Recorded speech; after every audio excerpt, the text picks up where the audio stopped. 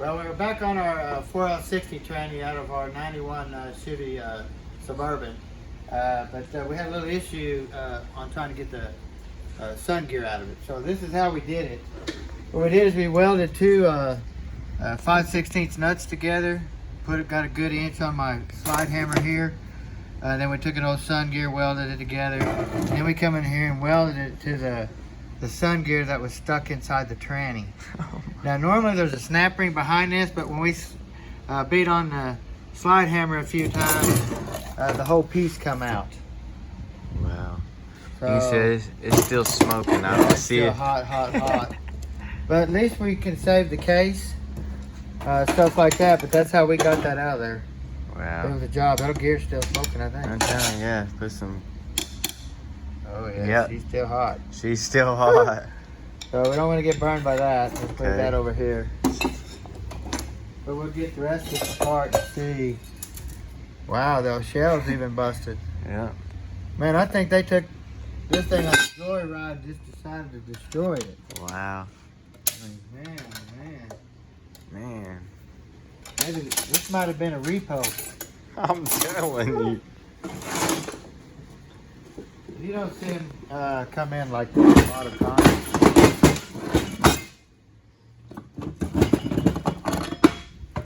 Total destruction.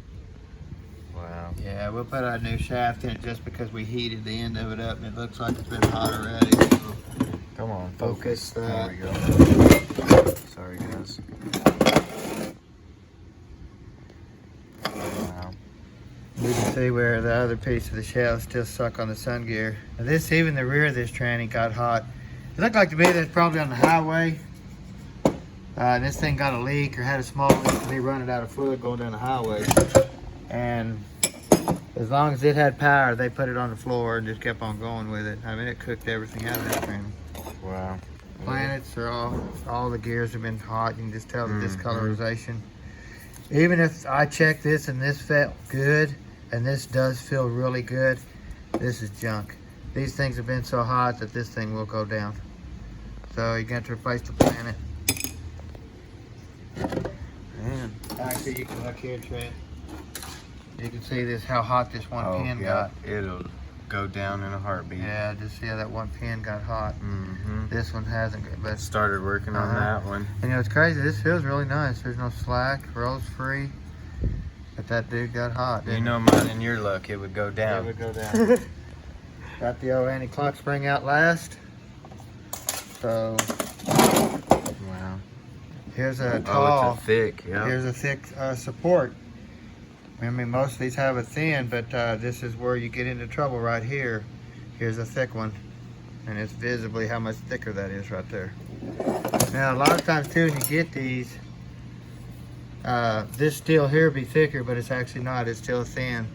So even when I get my thick support to put back in there, you really want to check this clutch clearance right here, because somebody could have been in this one time before or whatever, but it didn't look like it. But nowadays, who knows?